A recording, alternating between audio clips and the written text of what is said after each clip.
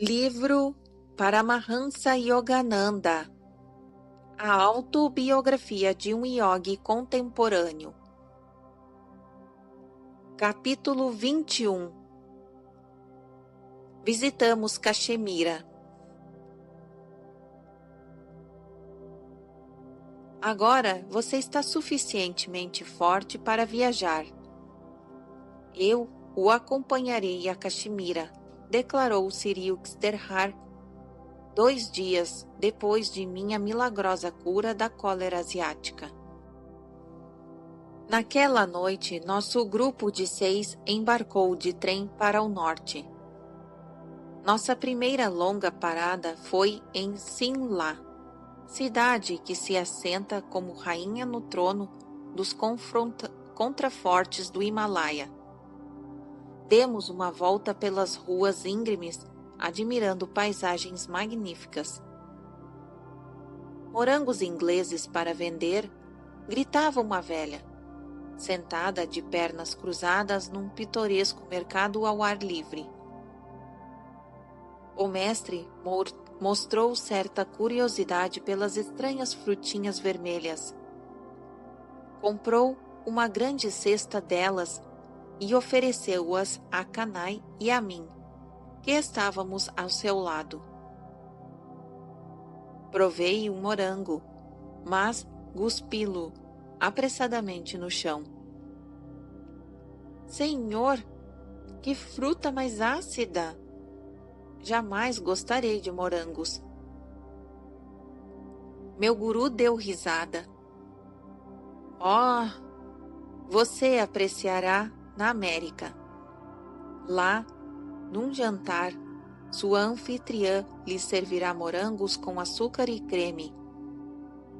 Ela os amassará com um garfo e você os provará, dizendo: que morangos deliciosos! Lembrar-se-á então deste dia em Simla. A profecia de Sri Yukteswar esvaiu-se de minha mente para ressurgir muitos anos mais tarde, logo após minha chegada à América. Convidaram-me para um jantar em casa de Sra. Alice Hussey, irmã Yogmata, em West Somerville, Massachusetts. Ao servir uma sobremesa de morangos, minha anfitriã apanhou um garfo e amassou, acrescentando-lhes creme e açúcar. A fruta é um tanto ácida. Penso que o senhor a apreciará preparada deste modo, observou ela. Provei uma colherada. Que morangos deliciosos! Exclamei imediatamente. A predição de meu guru em Simla emergiu da caverna insondável da minha memória. Com reverência constatei que há muitos anos atrás, a mente de Sri Yukteswar, sintonizando Deus, captara o programa de eventos kármicos vagando no éter de meu futuro. Nossa comitiva logo partiu em Simla, tomando o trem para Rawalpindi. Ali alugamos um grande coche fechado, puxado por 2 cavalos, para uma viagem de 7 dias a Srinagar, capital de Caxemira. O segundo dia de nossa jornada em direção ao norte permitiu-nos descortinar a verdadeira imensidão do Himalaia. Enquanto as rodas de ferro de nossa carruagem rangiam ao longo caminho das estradas quentes e pedregosas, nos deixamos arrebatar pelos cambiantes panoramas da grandeza da cordilheira. Senhor, disse Aldi ao mestre, estou apreciando imensamente estas paisagens gloriosas em sua santa companhia.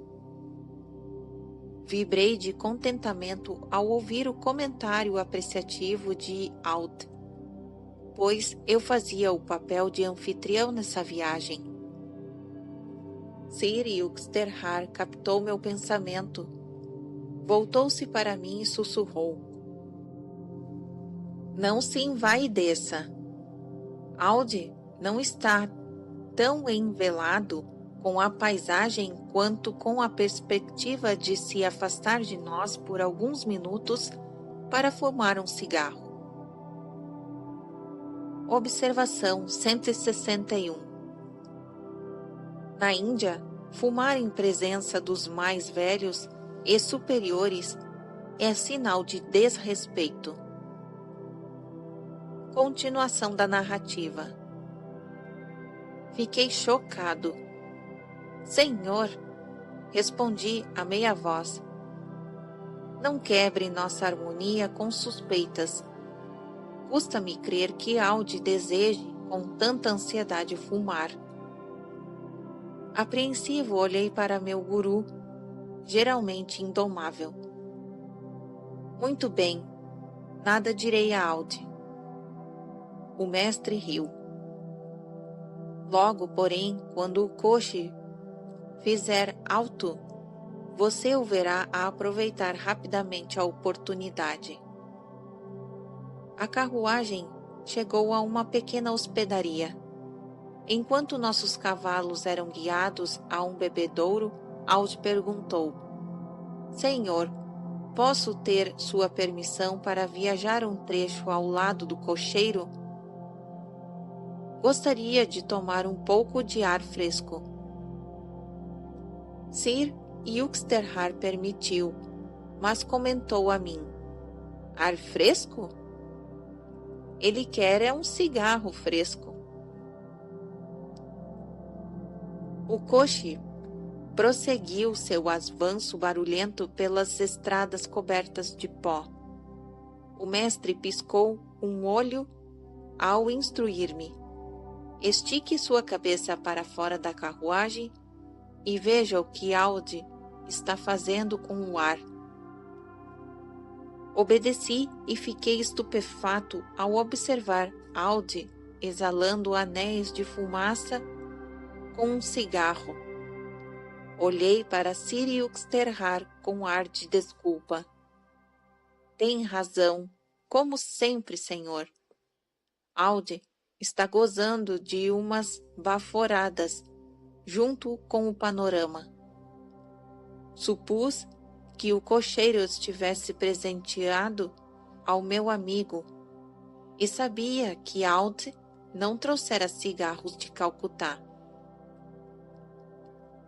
Continuamos pelo labirinto de nossa rota, deleitando-nos com as vistas dos rios, dos vales, penhascos íngremes e múltiplas fileiras de montanhas. Todas as noites nos detínhamos numa rústica estalagem e cozinhávamos nossa comida. Sir Yuxterhar tomou cuidados especiais para com a dieta, insistindo para que eu bebesse suco de lima em todas as refeições. Eu ainda estava enfraquecido, mas melhorava de dia para dia, embora a trepidante carruagem tivesse sido rigorosamente planejada para garantir o desconforto. Júbilo antecipado enchia nossos corações ao nos aproximarmos do centro de Caxemira. Terra paradisíaca com lagos de lótus, jardins flutuantes, casas montadas sobre barcos e coberturas vistosas. O rio Jianlong, com suas numerosas pontes e prados matizados de flores, tudo emoldurado pelo Himalaia. Chegamos a Srinagar por uma avenida de flores altas e acolhedoras. Numa hospedaria de 2 pavimentos, alugamos quartos com vista para as nobres montanhas. Não havia água corrente para nosso uso. Servimos-nos de um poço vizinho. Tínhamos um verão ideal, dias quentes e noites amenas. Fizemos uma peregrinação a um templo antigo em Srinagar, dedicado a Shahjahan Sankara. Ao contemplar o eremitério no pico da montanha, nítido contra o céu, caí num transe estático. Tive a visão de uma grande residência no alto da colina, num país distante. O elevado templo de Shankara, em Srinagar, transformou-se no edifício onde anos depois estabeleci a sede da Self-Realization Fellowship nos Estados Unidos da América. Quando visitei Los Angeles pela primeira vez e vi o grande edifício no cume do Monte Washington, reconheci-o imediatamente em virtude das minhas visões de outrora em Caxemira e Alulis. Alguns dias em Srinagar e depois em Gulmarg, veredas floridas nas montanhas, aproximadamente a 2.600 metros de altitude. Ali fiz minha primeira cavalgada num animal de grande porte. Rajendra montou um cavalinho trotador, cujo coração se inflamava ansioso de velocidade. Aventuramo-nos pelas íngremes encostas de Kibilarimarg. O caminho atravessava uma densa floresta, abundante em cogumelos sob as árvores, onde os atalhos encobertos pela neblina eram frequentemente inseguros. Mas o pequeno animal de Rajendra nunca permitiu a meu enorme e desenvolto cavalo de batalha um momento de descanso, mesmo nas mais perigosas curvas. Avante, avante! Seguia infatigável o cavalo de Rajendra, esquecido de tudo menos da alegria de competir. Nossa ardosa corrida foi recompensada por um panorama de suspender a respiração. Pela primeira vez em minha vida, contemplei em todas as direções o sublime Himalaia, coberto de neve, erguendo-se fila após fila, como silhuetas de gigantescos ursos polares. Meus olhos exultavam festivamente com a visão de cadeias intermináveis de montanhas de gelo contra o céu azul e ensolarado. Com meus jovens companheiros, todos usando sobretudos, rolei alegremente pelas encostas de neve deslumbrantes. Em nosso deslize pela montanha abaixo, vimos ao longe um imenso tapete de flores amarelas, transfigurando completamente as ermas colinas. A seguir, outra excursão nossa foi aos famosos Jardins de Delícias do Imperador Jehangir, em Shalimar e Nishat Bags. Antigo, o palácio de Nishat Beg está construído diretamente sobre uma catarata natural. Precipitando-se pelas montanhas abaixo, a torrente foi regulada por engenhosos artifícios para deslizar sobre os terraços coloridos e fluir com fontes entre esplêndidos canteiros de flores.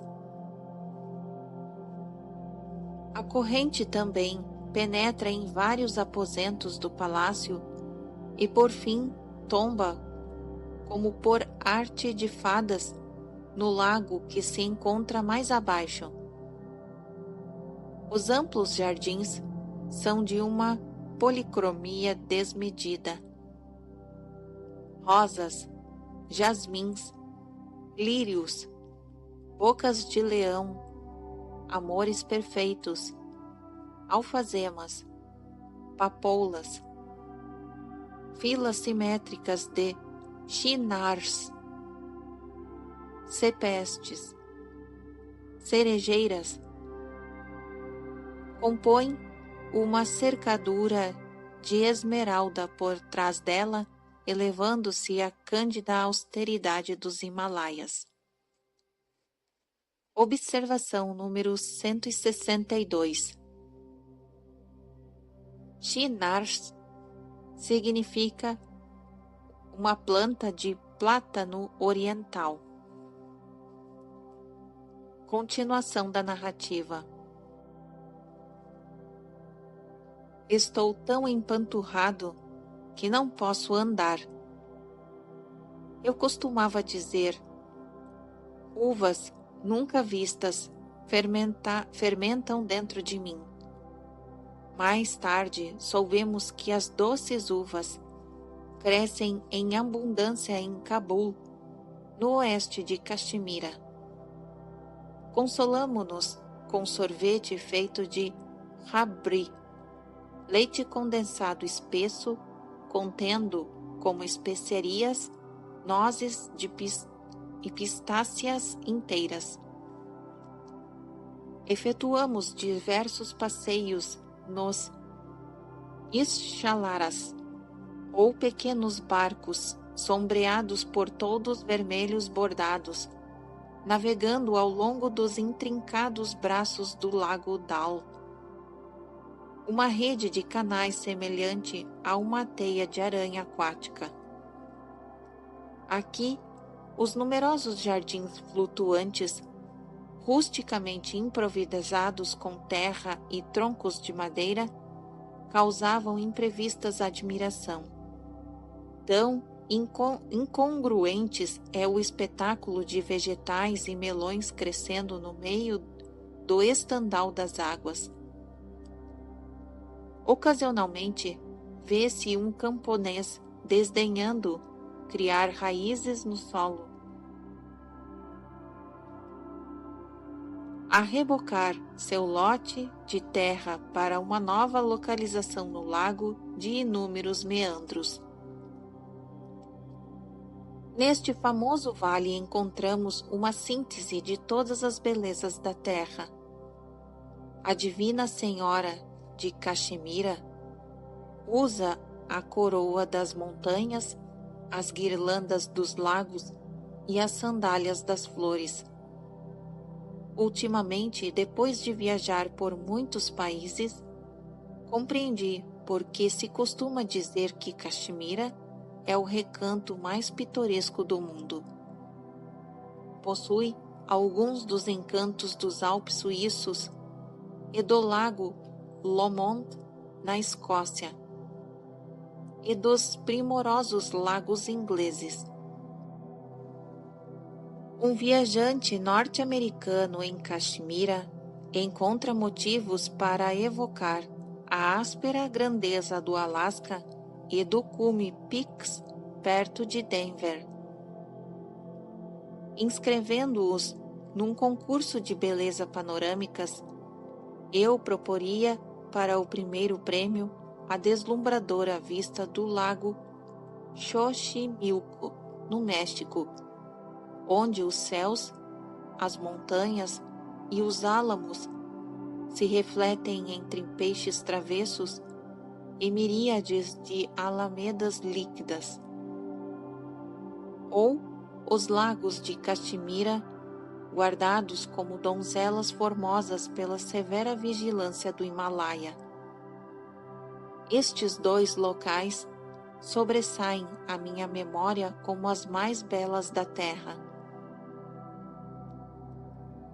E contudo fiquei assombrado também ao contemplar as maravilhas do Parque Nacional de Yellowstone e do Grand Canyon no Colorado, além das gargantas rochosas do Alasca.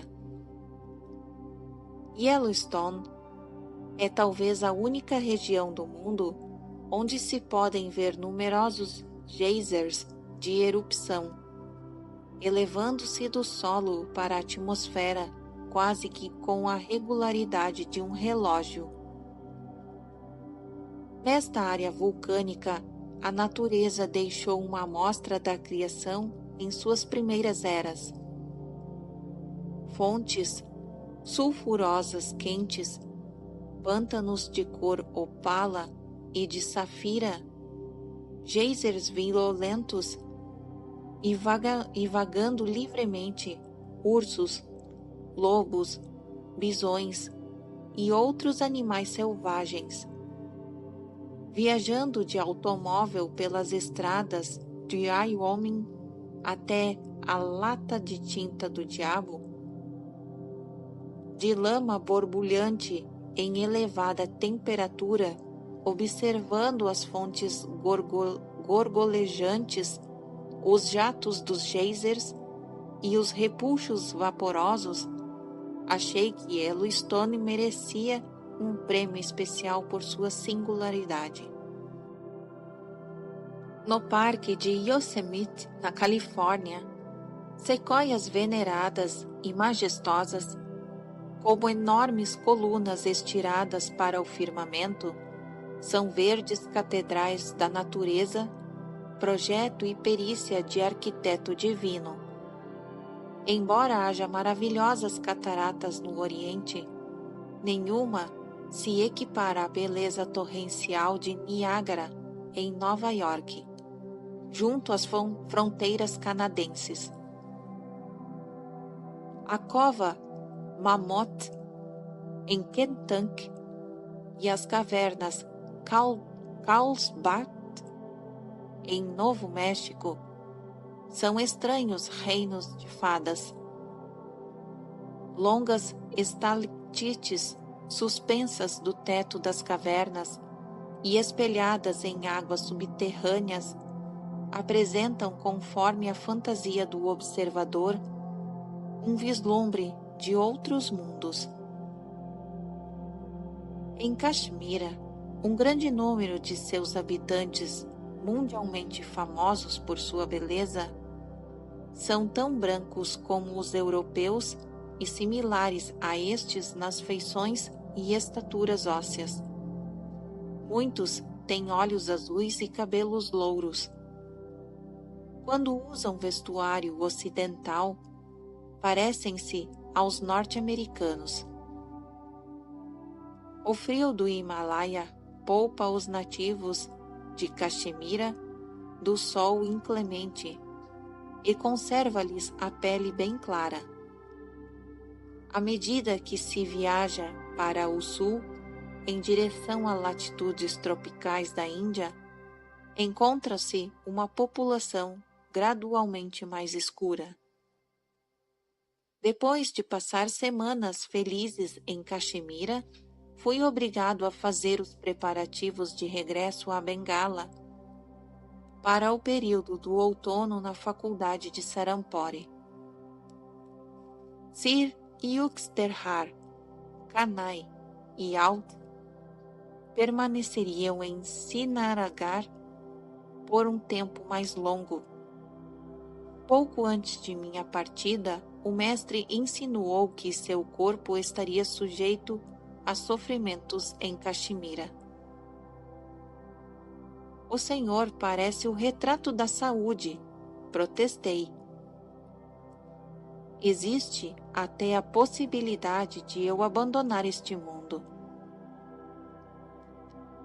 Guruji! Caí aos seus pés num estado de gelo e súplica. Por favor, prometa-me que não deixará o corpo agora.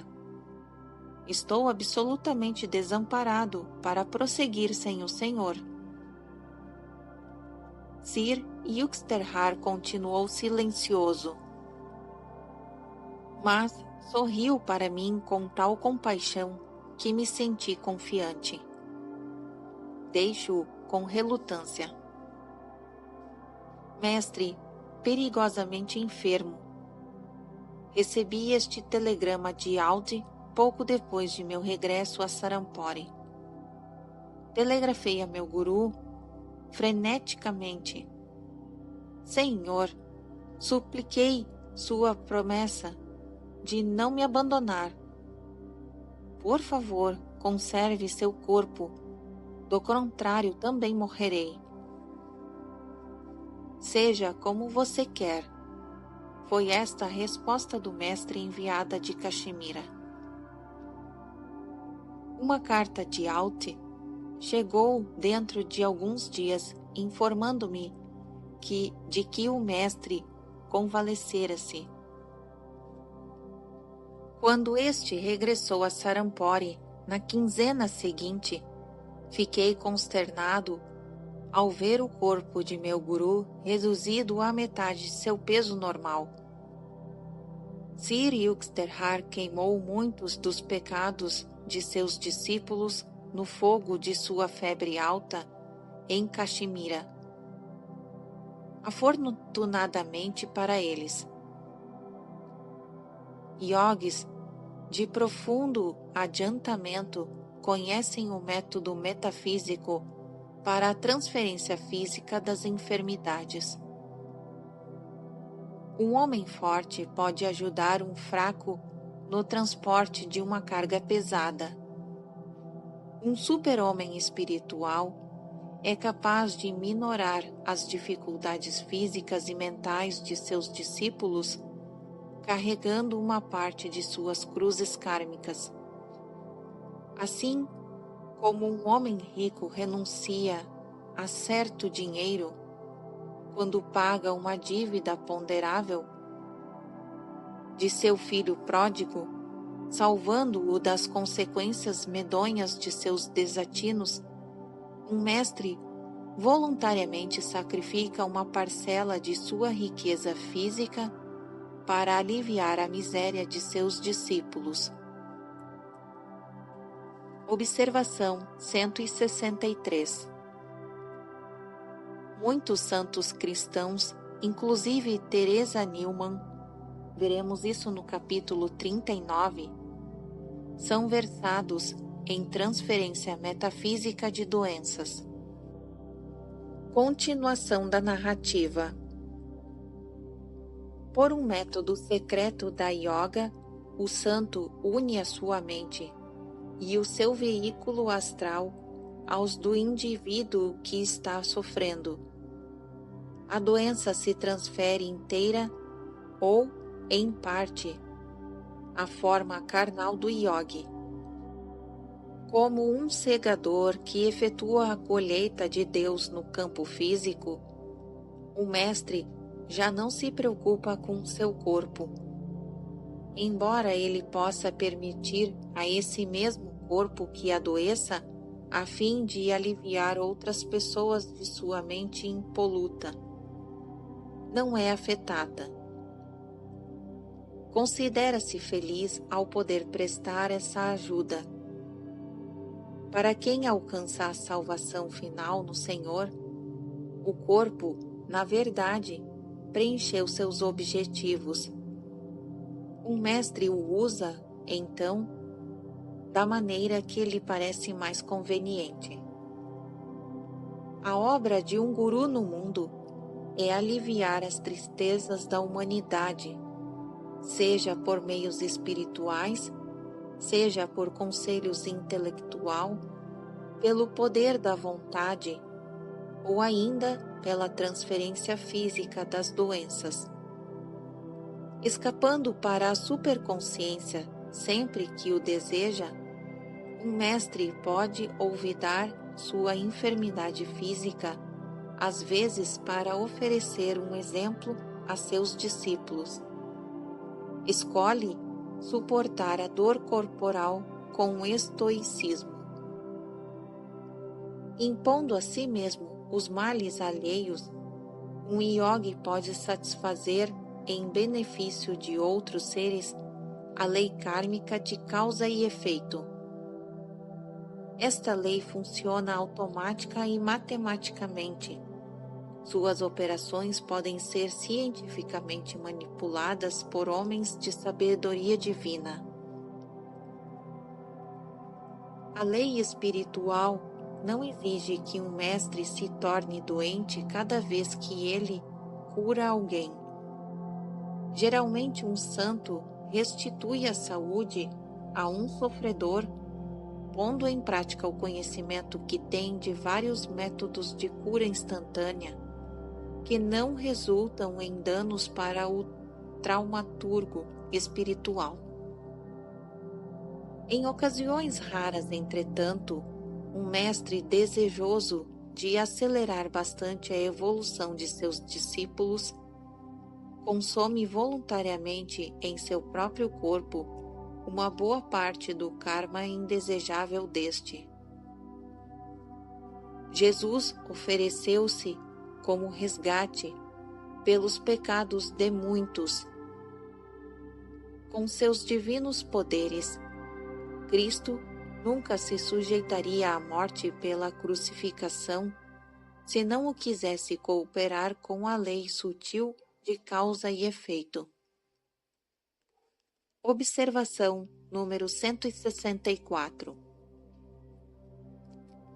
Cristo disse, pouco antes de ser conduzido ao Calvário: pensas que não posso orar a meu Pai e que Ele não me dará agora mesmo mais de 12 legiões de anjos? Mas, então, como se cumpriam as Escrituras que afirmam que assim convém acontecer? Mateus 26, versículos 53-54. Continuação da narrativa. Assim, transferiu para si as consequências do karma de outros, especialmente o de seus discípulos. Foram estes sumamente purificados, tornando-se aptos a receber a consciência onipresente ou Espírito Santo, que mais tarde desceu sobre eles. Observação 165. Registrado em Atos, capítulo 1, versículo 8, e também em capítulo 2, versículo 1 a 4. Continuação da narrativa. Só um mestre, com a realização de Deus, pode transferir sua força vital para outros corpos ou deslocar para o seu as doenças alheias. Um indivíduo comum não pode usar esse método yogi de cura, nem se é desejável que o faça, porque um instrumento físico doentio é um obstáculo à meditação profunda. As escrituras hindus ensinam que o dever imperioso do homem é conservar seu corpo em boas condições. Do contrário, sua mente é incapaz de permanecer fixa em concentração devocional. Mentes muito fortes, contudo, podem transcender todas as dificuldades físicas e alcançar experimentalmente a percepção de Deus. Numerosos santos não tomaram conhecimento da enfermidade e obtiveram sucesso em sua busca divina. São Francisco de Assis, severamente atormentado por doenças, curou outros homens e até ressuscitou mortos. Conheci certa vez um santo hindu.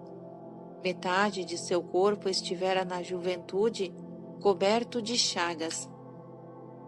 Seus sofrimentos diabéticos eram tão agudos que encontrava dificuldade em sentar-se quieto durante mais de 15 minutos. Era, porém, indissuadível em suas aspirações espirituais.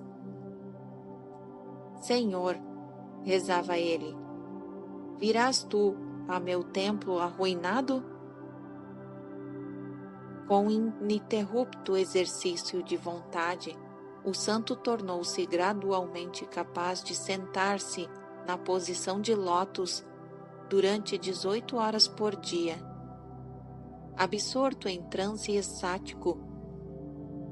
E segundo me contou, ao fim de 3 anos, encontrei a luz infinita resplandecente dentro de mim.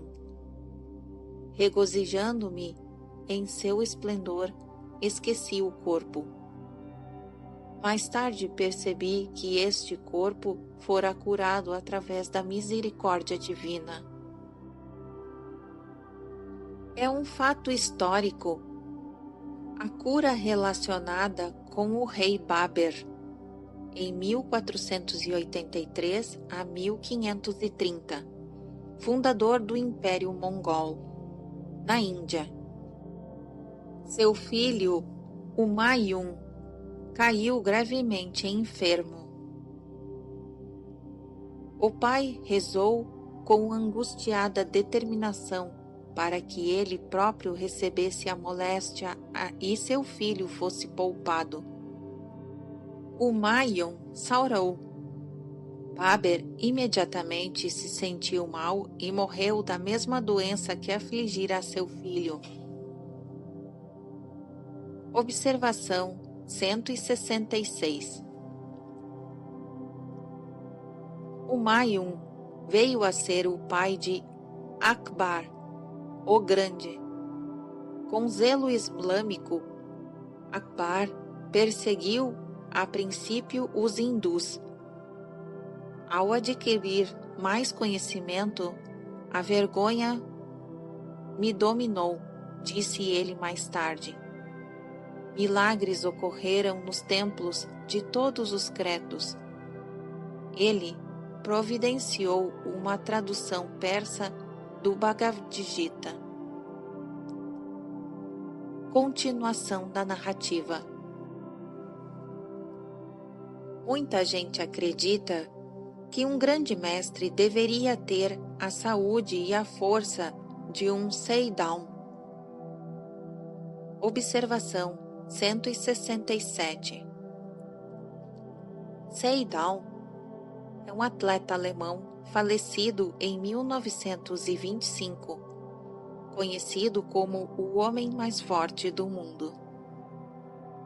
Continuação da narrativa. A suposição é infundada. Um corpo doente não indica que faltam divinos poderes a um guru, nem a saúde permanente indica necessariamente a iluminação interna.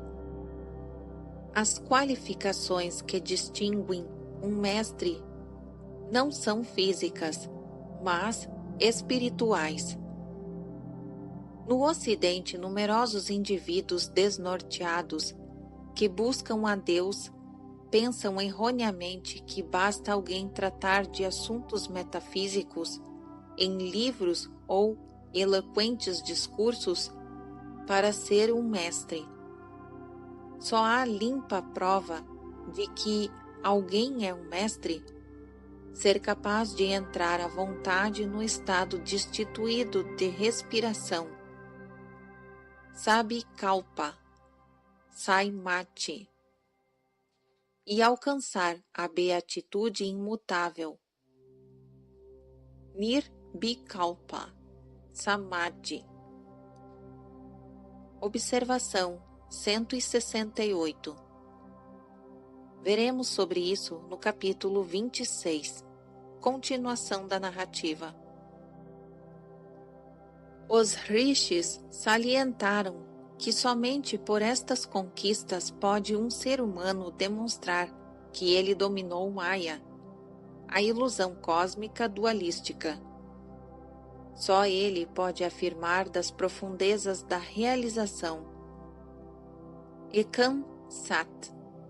Apenas existe um. Quando existe dualidade, devido à ignorância, o indivíduo vê todas as coisas como distintas do ser, escreveu o grande monista Shankara. Quando tudo é conhecido como ser, nem mesmo um átomo é visto como diferente do ser.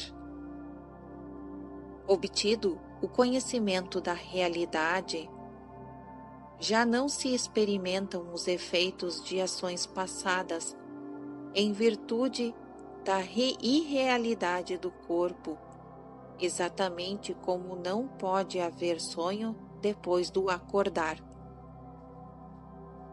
Unicamente os grandes gurus são capazes de assumir o karma dos discípulos.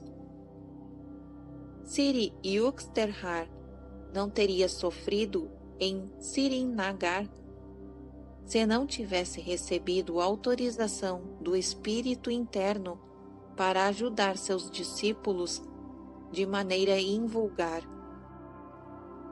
Poucos santos, em qualquer época, foram tão sensitivamente equipados de sabedoria para cumprir os mandatos divinos quanto meu mestre sintonizado com Deus.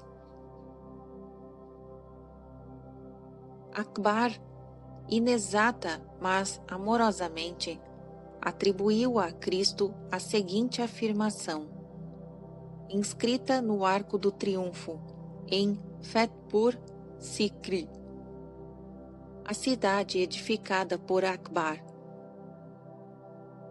Jesus, filho de Maria, paz em seu nome, disse: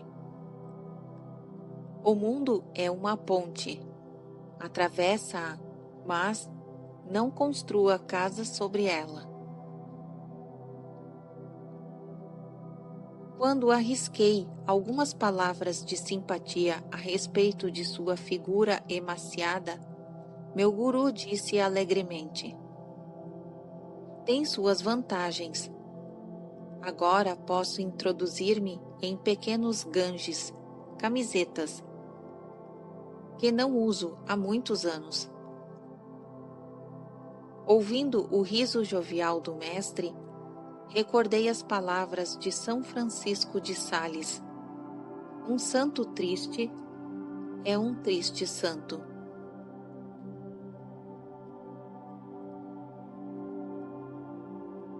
Fim do capítulo 21.